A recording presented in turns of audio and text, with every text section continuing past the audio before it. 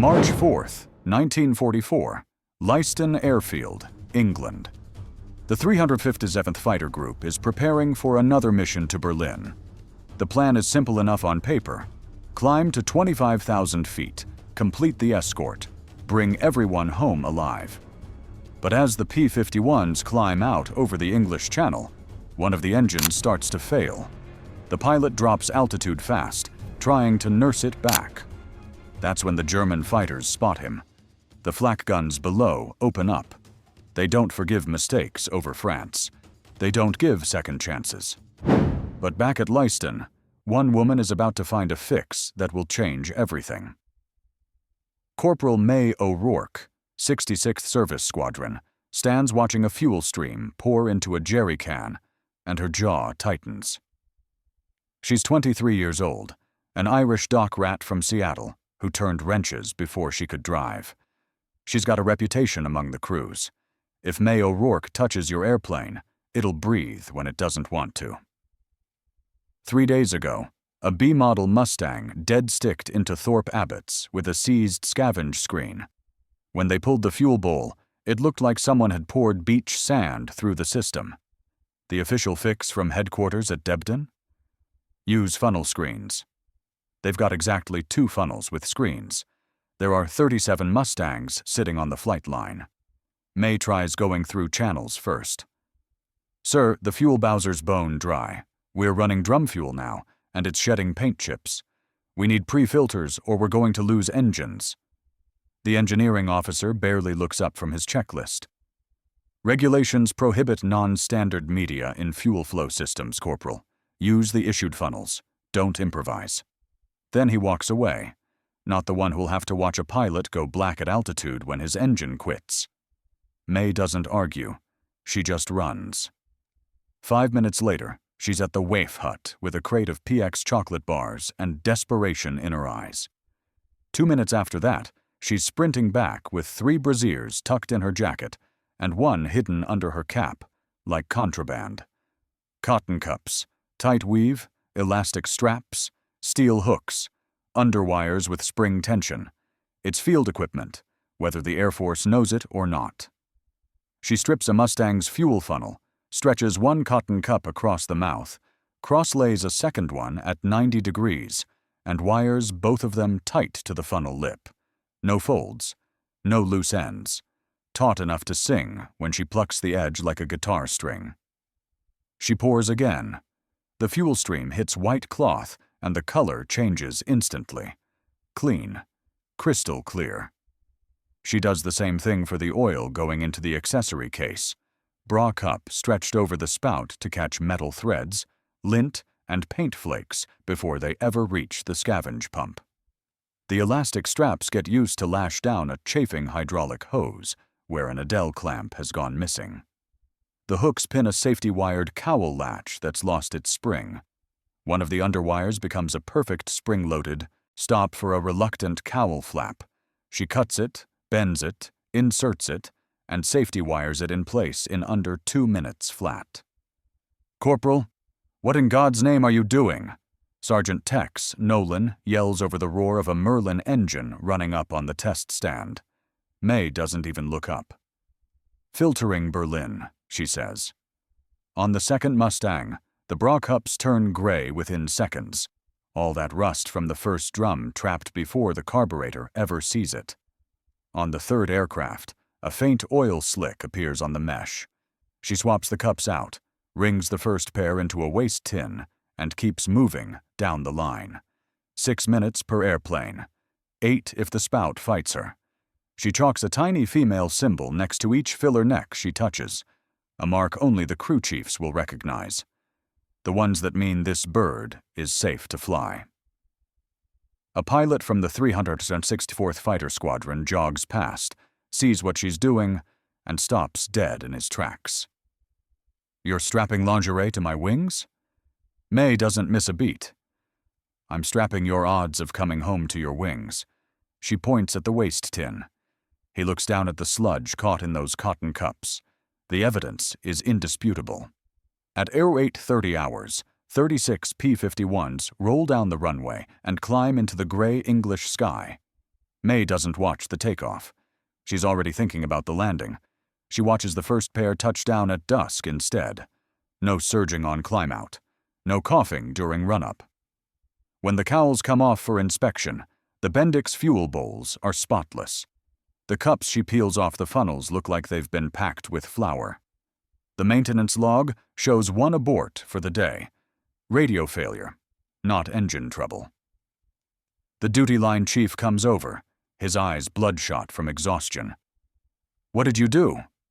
May wipes her hands on a rag. Borrowed a filter from a better designer than Wright Field. The number that really matters gets written on a scrap of 8th Air Force stationery, just after midnight. 36 P-51s up, 36 back, 0 fuel-borne cutouts. The pilots will say it was luck. May knows it was cotton weave and safety wire. The supply sergeant will say the WAF hut is mysteriously missing underwear. The Air Force won't say anything at all. Not yet. Because tomorrow's mission to Berlin is still waiting.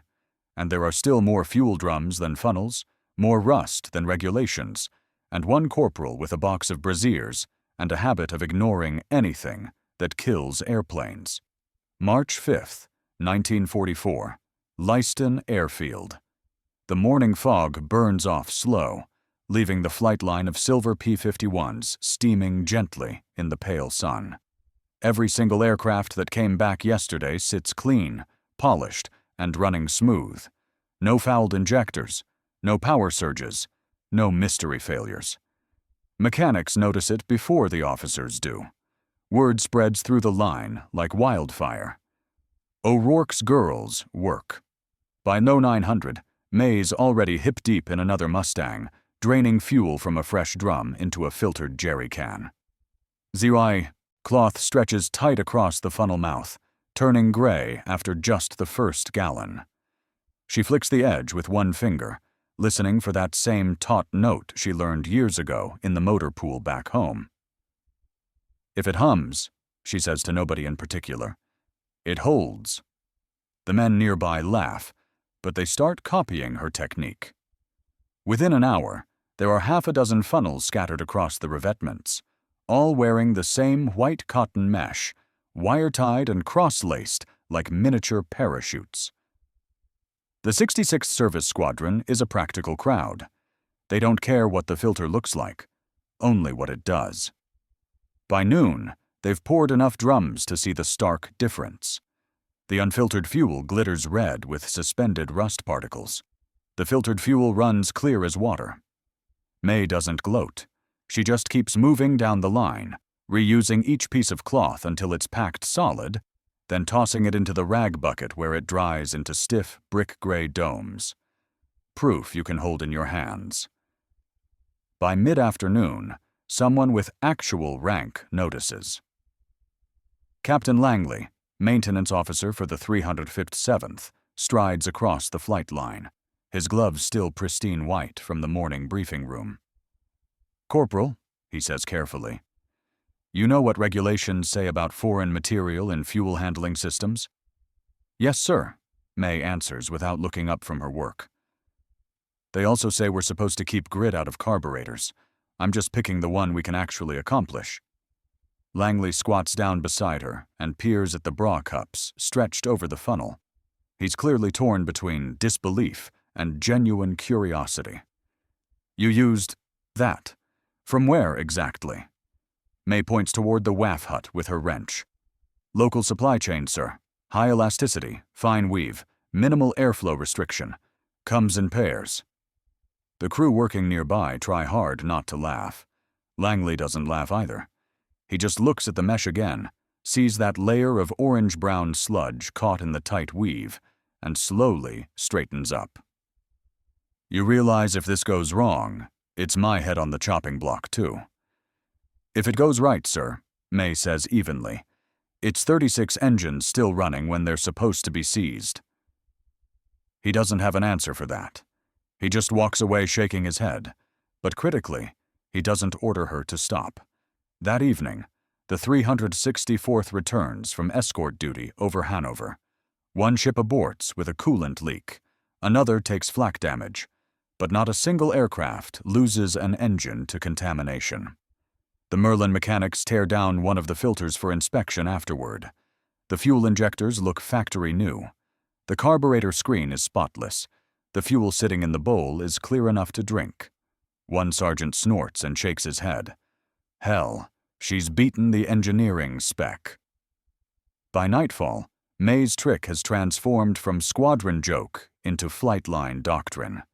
The bra hack, as the pilots start calling it, spreads across the entire base, faster than any official memo ever could. Some crews try cutting up undershirts. Others experiment with handkerchiefs. But nothing works quite like the cotton cup weave. The double curve fits the funnel mouth perfectly, naturally tensioned by that elastic strap. The hooks even clip neatly around the rim to keep everything taut. God designed them for aerodynamics, one pilot jokes. Low drag, high filtration. By the end of the day, the WAF hut has nothing left but empty hangars. The quartermaster is absolutely livid. The nurses find the whole thing hysterical. The mechanics are too busy keeping planes alive to care about any of it. When the next batch of rust-streaked fuel drums arrives from the depot at Ipswich, May and her crew line up like a factory assembly team. 4 men pouring, 2 wiping down equipment, 1 constantly swapping filters. Each cotton cup gets rinsed in kerosene, wrung dry, and wired back into position. They can process a full 55-gallon drum in under 6 minutes flat, with 0 debris making it through the line. At dusk, Captain Langley reappears, this time carrying a clipboard. He watches silently as May pours another drum through her improvised rig. The fuel sparkles golden in the fading sunset, clean as expensive whiskey. He finally speaks. "Corporal, you've officially run out of luck. Headquarters wants a formal report. They think you're tampering with supply protocols." May doesn't even flinch. "Tell them the only thing I'm tampering with is gravity, sir." That night in the mess tent, she writes out the first unofficial test log in pencil on the back of a ration card. Test A. 2 engines, 1 filtered, 1 unfiltered. After 10 gallons, unfiltered fuel left visible residue in glass inspection bowl. Filtered fuel showed 0 contamination. Pressure remained stable. Flow rate reduced by less than 3%. She tacks it to the canvas wall above her bunk. Beneath it, she scrawls in grease pencil, "Good enough for the air, not good enough for the brass." Outside, the wind moans across the empty revetments. Tomorrow's mission is Frankfurt. Long range, cold weather, tight fighter escort all the way. The P-51s will be operating at the absolute limit of their fuel endurance. A dirty carburetor or clogged injector could turn any one of them into a falling torch over Germany. May lies awake in the darkness, staring at the shadow of her logbook on the tent wall. She's not thinking about the flight crews or the medals they might earn. She's thinking about the next batch of drums arriving at dawn, and whether she can scrounge enough supplies from the WAFs before sunrise to keep 36 Mustangs breathing clean for one more day over enemy territory. March 6th, 1944. 0600 hours. Leiston is frozen hard as concrete. Every blade of grass is rimed white with frost, and the air bites straight through wool gloves. The ground crews move in near silence, their breath pluming over silver wings like ghosts. Inside, the hangars, Merlin engines cough to life, throaty, metallic, angry at the cold. Outside, May O'Rourke is already elbow-deep in another drum of aviation fuel, stirring the bottom with a wooden rod. The rust down there gleams like wet sand. She's been awake since 0400, cleaning funnels, trimming elastic straps, wiring fresh filters into place. The WAF started hiding their braziers after May's 3rd requisition raid, so now she's bartering cigarettes and canned peaches for what they're calling scrap cloth. It's not scrap. It's life support. She keeps a running count in her notebook. Total filters fabricated, 42. Total failures, 0. Those numbers mean more to her than any commendation ribbon ever will. At 0700, Captain Langley appears again, clipboard tucked under his arm, frost clinging to his boots. "Corporal O'Rourke," he says formally. "Headquarters wants actual data now. Proper data. Flow rates, differential pressure, the whole engineering workup. They're sending an inspector from the 65th Air Service Group to test your devices." May looks up from her work, her face streaked with fuel stains. "Inspector?" Langley nods grimly. "Major Francis C. Denholm. Word is he's from Engineering Command. Likes regulations. Hates women mechanics. My congratulations." The words hit like flak, but May's expression doesn't change. "If he can read a gauge, sir, he'll see numbers, and numbers don't care what's under my coveralls." At 0900, Denholm arrives, pressed uniform, mirror-polished boots, eyes that haven't smiled in years. He walks the flight line slowly, inspecting each funnel like he's touring a crime scene. "So," he says, his voice clipped and cold, "this is the famous underwear fix." May refuses to give him the satisfaction of embarrassment. "Yes, sir. It keeps the rust out of the fuel system." Denholm crouches down, studies a funnel fitted with cross-hatched white cotton cups wired tightly to the rim. He touches the fabric, pinches it between his fingers, then looks up at her. "You're aware that inserting non-standard material into a military fuel system constitutes a direct violation of Army Air Force's Maintenance Bulletin 24B. "Yes, sir," May says flatly. "But letting engine detonation kill pilots is worse." Denholm's mouth becomes a thin line. "We'll see about that." He orders 2 engines prepped for a direct comparison test, one filtered through May's system, one running unfiltered. Mechanics set up clear inspection bowls downstream to measure fuel clarity and flow rate. May stands beside her creation like a defendant waiting for a verdict. The fuel pumps whine to life. Fuel begins pouring through both systems. After 10 gallons, the unfiltered line shows tiny glittering particles swirling in the inspection bowl like a snow globe. The filtered line runs absolutely pure. Not a single speck visible. Denholm's assistant notes the readings aloud. Flow restriction negligible. Contaminant reduction near total. The major doesn't comment. He switches the test to oil. The results are identical. He taps the rim of May's funnel with his pencil.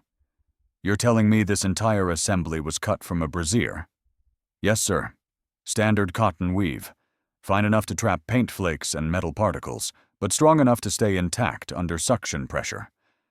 The elastic keeps proper tension across the filter surface." Denholm narrows his eyes. "What happens when it clogs completely?" "Swap it out. Takes 2 minutes per funnel. 0 aircraft downtime." He straightens up, looks at Captain Langley. "Technically sound. Operationally effective. Completely unauthorized. Entirely unacceptable." Then, turning back to May, "You'll remove all of them by tomorrow's inspection." Langley starts to protest, but May cuts him off. "Sir, the 357th is flying double escort to Frankfurt this afternoon. That's 6 hours minimum over enemy airspace. If those filters come off now, you'll start losing engines before we cross the Rhine." Denholm's jaw visibly tightens. "That's speculation." "No, sir," May says quietly. "That's 3 weeks of experience watching what happens when we don't filter." Langley clears his throat carefully. "Major, I'd like to suggest a compromise. Let them fly one more mission with the filters in place. If the aircraft come back with contaminated fuel systems, she's finished. If they come back clean, we reconsider the order." Denholm is silent for a long moment. Finally he grunts. "Fine. 1 mission. Then we talk." At 1,000 hours, the Mustangs take off, 36 aircraft streaking east into thin blue sky. May stays on the flight line, eyes fixed on the horizon. Every heartbeat marking another mile those pilots travel beyond her reach. Around her, the other mechanics go unusually quiet. Even the fuel pumps seem to hum at a lower pitch. The hours crawl past like winter. At 1600, the first tiny dots appear in the western sky, contrails curling down toward Suffolk. Engines thunder as the first flight touches down, then another, then another. The entire group returns intact, 36 up, 36 back home. No engine failures, no forced landings, no smoke trails. Just the steady, reliable whine of Merlin engines cooling in the cold wind. May walks to the first Mustang as the pilot, Lieutenant Cal Avery, swings out of the cockpit. He's grinning through a mask of grime and exhaust residue. "Tell that brass hat," he shouts over the noise, "your miracle underwear just saved my ass from walking home through Bremen on foot." The mechanics laugh. Langley laughs too. Even Major Denholm, standing rigid by the hangar entrance, seems at a loss for words. He kneels down, cracks open a fuel drain valve, and watches the stream pour out, clear as gin. Then he carefully pulls one of the gray-stained filters from a funnel and turns it slowly in his gloved hand. The fabric is clogged with orange grit, but still intact, still functional, proven in combat. He looks up at May. "You know, O'Rourke, the War Department isn't going to appreciate that your invention comes in cup sizes," she shrugs. "Then they can issue them as small, medium, and saved your life, sir." That night, Denholm files his official report. Unofficial field modification tested under combat conditions. Results: operationally effective. Recommend temporary authorization pending formal engineering evaluation. Material source to be classified under local procurement. The phrase local procurement becomes an instant running joke among the men. But to the pilots, it means something much simpler: trust in their machines. To May, it means one more day of keeping pilots alive. By dawn the next morning, she's already prepping another batch. 36 more P-51s are going up at first light, and she fully intends that every single one comes home with clean filters and living pilots. For the first time since the 357th Fighter Group arrived in England, she feels like the odds might finally be tilting their way. Thanks to 2 seams of cotton, some safety wire, and a woman who refused to wait for permission to save an airplane. March 10th, 1944. Leiston, Suffolk. The war doesn't slow down for paperwork. 2 days after Major Denholm's grudging approval, the 357th is back to flying 3 full missions every day. The Luftwaffe has switched tactics, throwing Focke-Wulfs and Messerschmitts at the bomber streams in massive coordinated waves. Every escort sortie counts now. Every P-51 must stay airborne. The mechanics know it. May O'Rourke knows it. She's already burned through her entire supply of filters and traded away her spare rations for another stack from the WWII laundry. But now there's a new problem, and it's not fuel. It's oil. England's brutal cold mornings mean condensation builds up inside engine crankcases. That moisture mixes with microscopic metal particles and grit, turning the oil milky and abrasive. At altitude, that corrosive slurry freezes inside narrow pressure lines and starves the Merlin's bearings. Pilots start reporting pressure drops and surging temperature gauges mid-flight, a death sentence for engines running at 60 inches of manifold pressure. May recognizes the pattern fast. Every plane burning oil shows the same gray sludge collecting in the filler neck. Same smell. Same residue building up. "It's not the oil itself," she mutters to herself. "It's the way we're feeding it into the system." The funnel screens are too coarse. They're letting in paint chips from the storage drums, dust particles, bits of cork from the stoppers. It's grinding bearings down to powder. The quartermaster's official solution? "Filter more carefully," the engineers answer. "Replace the lines." Neither solution addresses the real problem, that half the replacement parts are still sitting in a supply depot back in Liverpool. So, May does what she always does. She looks for something that already exists and can be repurposed, immediately.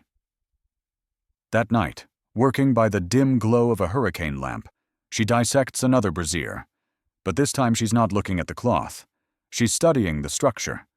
The thin steel underwire curves perfectly, spring-tensioned, strong enough to hold its shape under heat. The elastic straps stretch without losing their grip. She suddenly realizes she's looking at a ready-made hose clamp. She loops one elastic strap through the eyelet of an oil line fitting, secures it with the metal hook, then tightens it down over the wire's natural arc. It seats perfectly. No leak, no slippage.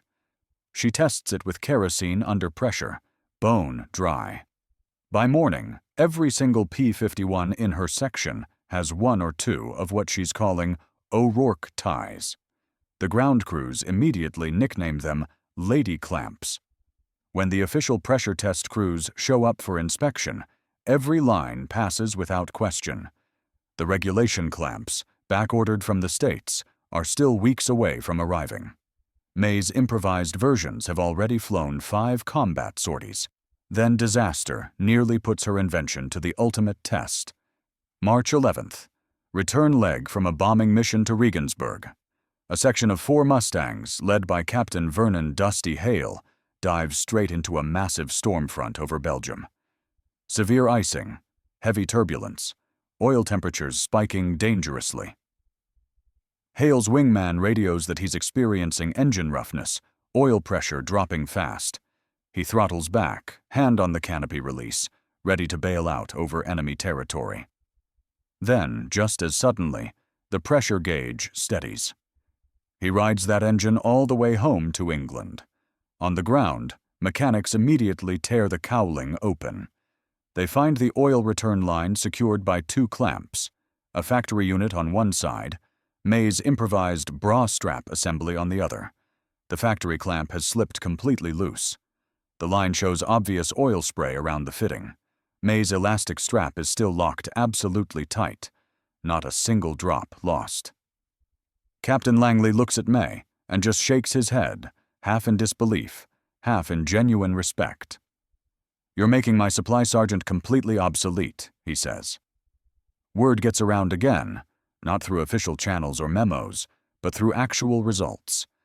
One squadron engineer from Bottisham shows up at Leiston, driving a truck full of P-47 Thunderbolt parts, asking to borrow a few of O'Rourke's special clamps. May actually laughs. She hands him 2 pairs of straps and a sewing needle. "You can make your own," she tells him. He does exactly that. 2 days later, Republic Aviation's own mechanics start using the same improvised technique on their Thunderbolts. Before long, the WAF Laundry has developed an unofficial requisition system for what they're carefully calling structural garments, cotton preferred. Nobody ever asks why they're needed. The base humor practically writes itself. Pilots joke constantly that the entire 8th Air Force is flying on lingerie now. But nobody laughs too hard when the actual numbers start coming in. Fuel contamination incidents, down 90%. Oil pressure failures, nearly eliminated. Mission aborts due to engine malfunction, from 7 per week, down to 1. May writes those statistics carefully on the inside cover of her logbook. Her handwriting is jagged from pure fatigue. Engines run. Planes live. Don't change a damn thing. But headquarters can't ignore what's spreading across East Anglia anymore. Major Denholm's report has reached Fighter Command, and this time, the brass don't just send another letter. They send a full inspection team. 2 men from the Air Technical Service Command in London arrive completely unannounced, led by Colonel Robert Thayer, a career desk officer with spotless shoes and absolutely zero sense of humor about field modifications. They call an immediate meeting in the maintenance hangar. Mechanics file in silently, still grease-streaked from the morning's work. May stands front and center, her cap crooked, hands black with fuel stains. Thayer lifts one of her filters between 2 fingers, like it might be radioactive. "You've been fitting this," he says flatly, "to operational United States military aircraft." "Yes, sir." His frown deepens. "You realize these materials are not rated for aviation use under any existing specification." "They weren't rated for aviation use when I found them either, sir," May says, nodding toward the row of P-51s visible through the hangar doors. but they're keeping those planes flying right now. Thayer holds up the stained filter, his eyes narrowing. And you claim this brassiere material has prevented 36 engine failures? 36 confirmed, May says, and counting, sir. He sighs heavily and sets the filter down on the workbench. Corporal, this is not how the United States Army Air Forces operates. We have established supply chains, engineering specifications, proper procurement protocols. And those specifications don't stop rust in Suffolk, sir, May cuts in. But these filters do. The entire hangar goes absolutely still. Mechanics glance between the two of them. Thayer's jaw visibly tightens. Then he turns sharply to Captain Langley. Captain, I want a full engineering report, filed within 48 hours. We'll decide whether this improvisation warrants further action. He walks out without another word, leaving that stained filter sitting alone on the table. When he's gone, Langley exhales slowly. Further action, he mutters. That's either going to be a commendation or a court-martial. May just smiles faintly. Either way, sir, those engines will still be running tomorrow morning. That night, the sky over Leiston glows an angry red from distant fires. Berlin's turned to burn under the heavy bombers that May's filters helped protect. In her tent, she writes one more entry in her log. Sometimes saving lives means breaking rules that were made by men who never had to fix an engine at dawn before a combat mission. She closes the book carefully, sets it on the ammunition crate beside her bunk, and falls asleep to the sound of Merlin engines warming up in the darkness, getting ready for another dawn run over Germany. March 16th, 1944, East Anglia. The spring thaw has turned Leiston's taxiways into a soup of mud and standing water. The engineers are fighting moisture, corrosion, and bone-deep fatigue in equal measure. Every aircraft on the line drips with condensation. The air smells like raw fuel mixed with wet canvas. Somewhere in all that gray murk, a single improvised idea keeps the entire squadron operational. 2 seams of cotton, a strip of elastic, and a whole lot of defiance. May O'Rourke hasn't slept properly in 3 days straight. She's now fielding requests from 3 different airfields, Debden, Bottisham, and Metfield, all asking for her filters and clamps. Mechanics arrive in mud-splattered jeeps, trading cigarettes and mess hall rations for whatever supplies she's got left. One guy from the 361st calls it borrowing from the lingerie department of God. May grins, but keeps working through the requests. Fuel and oil aren't the only enemies anymore. The Mustangs are flying higher, colder, and longer than ever before. At 30,000 feet, carburetors freeze solid, breather lines clog with ice, and condensation turns into thick rime inside the oil separators. May keeps hearing the same complaints from returning pilots. Engines surging unexpectedly, temperature gauges twitching erratically, cockpit heaters failing completely. She understands the physics. Hot breath meeting cold metal creates frost. Frost creates blockages, and blockages mean dead pilots falling out of the sky. Then the brass send down yet another order. Install approved anti-icing kits immediately. Field improvisation strictly prohibited. The kits don't arrive. The war doesn't wait. May studies the new problem the way she always does, up close and personal. She sits on an empty ammunition crate under a stripped Merlin engine, watching vapor drift lazily from an open breather line. The frost forms first on the metal clamps, the fittings, all the points of direct metal contact. That's when she suddenly remembers something from back home. Winter mornings in Washington State, watching her father wrap burlap and rubber bands around tractor carburetor inlets to keep them running in freezing weather. The trick wasn't insulation, it was heat retention. She digs through her scrap box and finds a length of elastic strap from a brassiere, this one lined with smooth satin. She wraps it carefully around a breather line fitting, ties it off with the metal hook, then covers the whole assembly in engine tape. The fabric holds warmth against the metal like a glove. She tests it with a thermometer and a can of compressed air. The temperature drop? Barely measurable. The frost line recedes.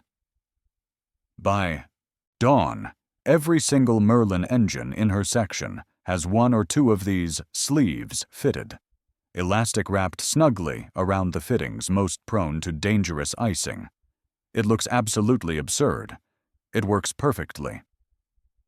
At 0800, the squadron launches a deep penetration escort mission to Augsburg, the longest run they've attempted yet.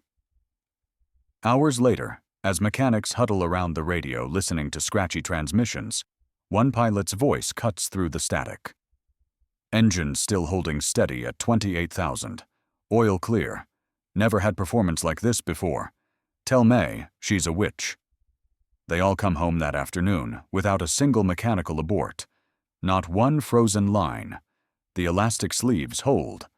Captain Langley dutifully writes it up for the official record. Field adaptation for thermal retention operationally effective. Utilizes salvaged elastic material and cloth from non-standard equipment sources. Recommend provisional authorization until standard anti-icing kits arrive. The line crews just start calling them May's warmers. The success buys her credibility and brings new headaches. When Fighter Command finally sends another inspector from London to review the improvised maintenance practices at Leiston, they don't send another engineer like Denholm. They send a full colonel with a chest full of medals. Colonel Thomas S. Branson, Air Technical Service Command.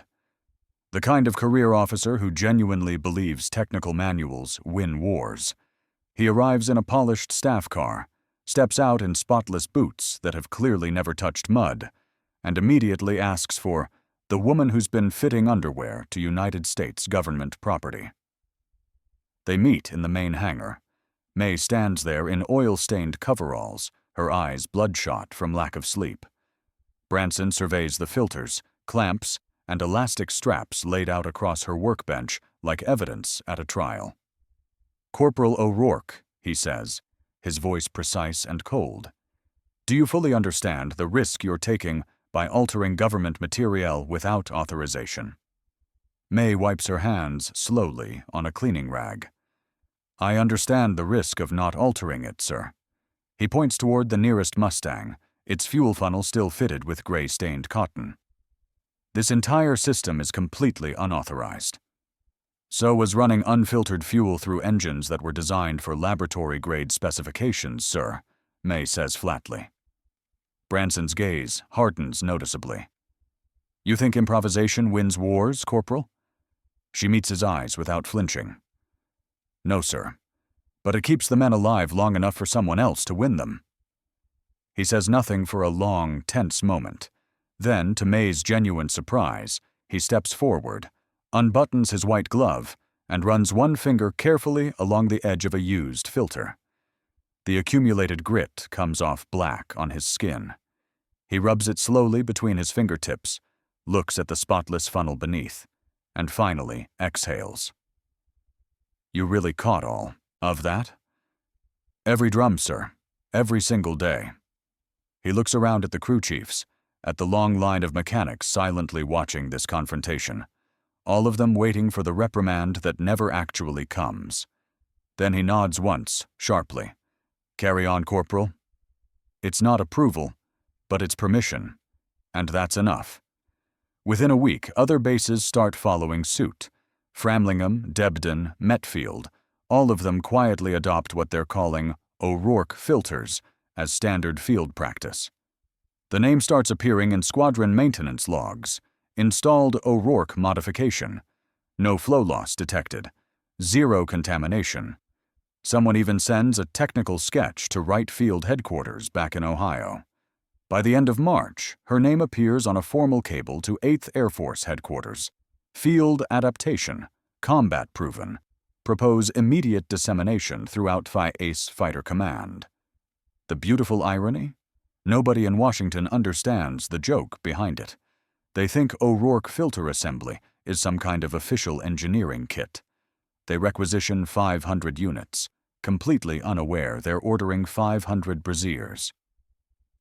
Meanwhile, back at Leiston, May's world remains smaller and infinitely simpler. The sharp smell of aviation fuel, the steady whine of fuel pumps, the hiss of morning frost melting off aluminum cowlings at dawn. 36 Mustangs still flying every day. Still coming home. At night, she sits on an empty crate outside her tent, watching the red blink of navigation beacons moving across the distant field. Her hands are cracked and raw. Her uniform is completely ruined, but her airplanes are alive. She writes one more note in her logbook before the light fades completely. 36 ships airborne. 36 down safe.